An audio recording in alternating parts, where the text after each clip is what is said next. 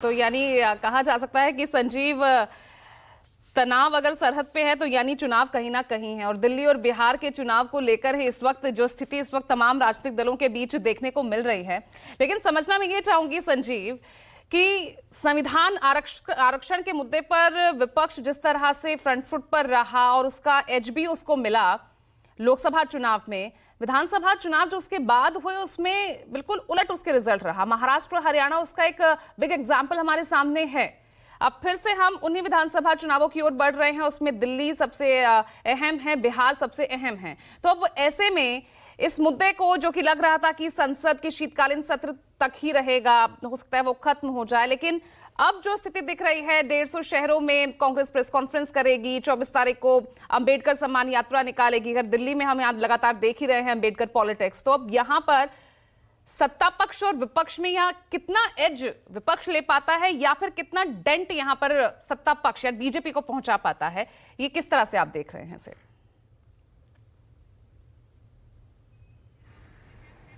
मुझे देखिए, इतिहास पुरुषों की अगर हम बात करें तो ऐसे दो सबसे बड़े पर्सनालिटीज़ हैं जो कि वर्तमान को बहुत ज़्यादा सियासी तौर पर प्रभावित करते हैं। और आपके सवाल के संदर्भ में मैं इन दोनों महापुरुषों का नाम लेना चाहूँगा। एक तो महात्मा गांधी हैं और दूसरे बाबा साहब भीमराव अंबेडकर। हालांकि प्रासंगिकता भगत सिंह या ज्योतिबा फूले जैसे महापुरुषों की भी कम नहीं है।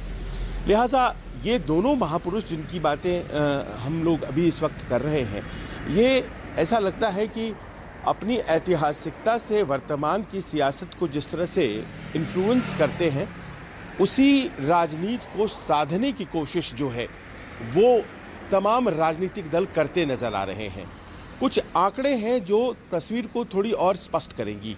आपने हरियाणा और महाराष्ट्र के चुनाव का नाम लिया जिसमें भारतीय जनता पार्टी को बढ़त मिली और वो चुनावी जीत दर्ज करने में सफल हुई अपने सहयोगियों के साथ। लेकिन ज़रा पीछे चलिए, लोकसभा चुनाव साल 2024 के जब हुए तो देश में 84 ऐसी सीटें हैं जो कि रिजर्व सीटें हैं, 84।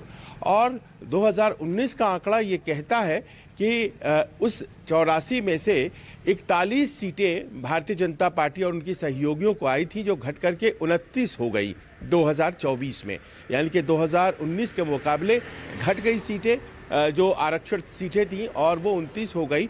भारतीय जनता पार्टी को तो मान लीजिए ये झटका लगा जहां तक सवाल है रिजर्व सीटों का। लेकिन कांग्रेस और उसके सहयोगियों के आंकड़े को अगर आप देखिए तो आप पाएंगी कि कांग्रेस को खुद की 20 सीटें आई और इंडिया गठबंधन को 33 सीटें आई, जो कि इजाफा था करीब 10-12 सीटों का 2019 के मुकाबले।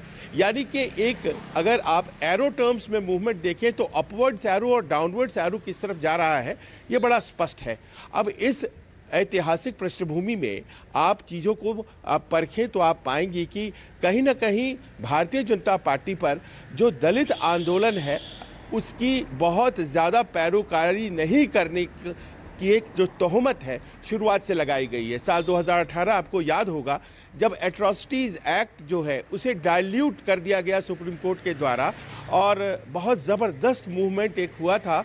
और बाद में फिर केंद्र सरकार को आगे आकर के उसे ख़त्म करना पड़ा था, एक नया कानून लाना पड़ा था 4 महीने के भीतर, क्योंकि एट्रॉसिटीज़ एक्ट जो SC/ST एट्रॉसिटीज़ एक्ट है उन्हें कमज़ोर करने की कोशिश हुई है, इस तरह का आरोप लगा था। भारतीय जनता पार्टी ने पहले सहा, फिर देखा कि ये आंदोलन बढ़ रहा है, उन्होंने फिर उसको सही रास्ते पर जैसे पहले था वैसे कर दिया।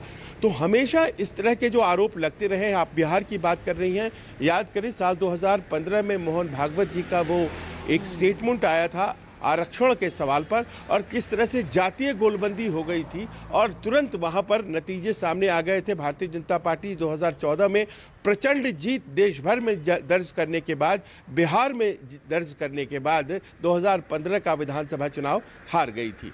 तो इस संदर्भ में अगर हम मौजूदा बहस को देखते हैं तो हम पाते हैं कि भारतीय जनता पार्टी के लिए सियासी तौर पर सतर्क होना बहुत ज़रूरी है, लाजमी है। पर एक दूसरी समानांतर रेखा भी भारतीय राजनीति में इस वक्त दिखाई पड़ रही है। जो इंडिया गठबंधन हुआ करता था, अब उसके अंदर जो परस्पर महत्वाकांक्षाएं हैं वो अपना आकार ले रही हैं। इंडिया गठबंधन एक सच्चाई बन गया है वैचारिक तौर पर, यानी कि गैर भाजपा वोट जितने हैं वो इंडिया गठबंधन का हिस्सा होंगे। लेकिन विद इन दी इंडिया गठबंधन कांग्रेस को ये लगता है कि अब उसके फिर से एक बार उठने का समय आ गया है, और इस कारण से वो चाहती है कि अंबेडकर या गांधी इनसे जुड़े जितने भी आंदोलन हैं वो उसके हिसाब से चले या उसके वोट उनकी तरफ आए।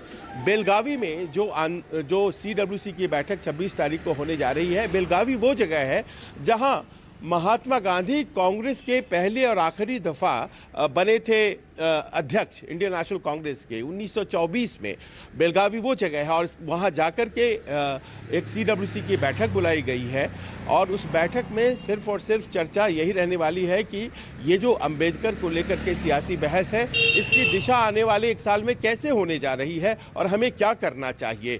वहीं दूसरी तरफ हम ये भी पाते हैं कि महात्मा गांधी को लेकर जितनी बहस में उसमें बढ़ चढ़ करके आगे कांग्रेस रहती है, यानी कि एक ऐसा राजनीतिक प्रयास कांग्रेस की तरफ से हो रहा है जो समाजवादी पार्टी से अपने आप को अलग करके या दूसरे दलों से अपने आप को अलग करके देखा जा रहा है। अब दिल्ली की बात कर लीजिए, दिल्ली में तो आप देख ही रही हैं कि कांग्रेस अलग से चुनाव की जिस तरह से तैयारी कर रही है। आम आदमी पार्टी ने कह ही दिया है, वो महत्वाकांक्षाओं के बाद जब लोकसभा में आप साथ लड़े, विधानसभा में अलग लड़ रहे हैं, तो भारतीय जनता पार्टी के लिए परोक्ष रूप से क्या ये पूजा काम कर रहा है, फायदे का सौदा है, ये भी देखना पड़ेगा, क्योंकि त्रिकोणीय संघर्ष जहां जहां होगा भारतीय जनता पार्टी को फायदा होगा, गैर भाजपा मत बटेंगे।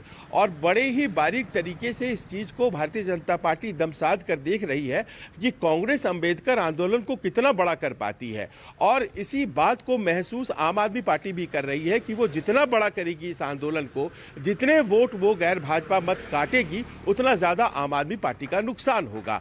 कुछ यही संदर्भ और स्थिति बिहार के चुनाव में भी होने जा रही है, जहां पर अगर मान लीजिए कि कांग्रेस अलग से लड़ती है, और ये सुगबुगाहट है क्योंकि बहुत ज्यादा सीटें कांग्रेस को नहीं दी जाएंगी बिहार में, अभी से ये आरजेडी के लोग कहना शुरू कर चुके हैं, और भीतर खानी ये बात कही जाती है कि अगर साल 2020 में तेजस्वी सरकार नहीं बना पाए तो कांग्रेस के खराब प्रदर्शन की वजह से हुआ था, तो फिर कांग्रेस अलग लाइन अगर लेगी और फिर वो गैर भाजपा मतों के विभाजन में रिजल्ट करेगा और फायदा भारतीय जनता पार्टी का होगा। तो फिलहाल जो चल रहा है, क्या वो बीजेपी के लिए झटका है या फिर उसके एडवांटेज के लिए वर्क कर रहा है, देखने वाली बात ये है। ये तो सियासी पक्ष हो गया। अब थोड़ी सी बात उसकी कर लीजिए जिनके लिए ये सब कुछ हो रहा है। एक फैशन बन गया है, यही अंबेडकर ने कहा था कि आप हमेशा अंबेडकर का नाम लेते हैं। उन्होंने केयरलेसली इस बात को कहा था, पर कहीं ना कहीं इस बात में एक हकीकत भी है कि जितने लोग नाम लेते हैं, क्या दलित समाज के लिए उतना किया गया है? और ये 75 सालों का इतिहास है।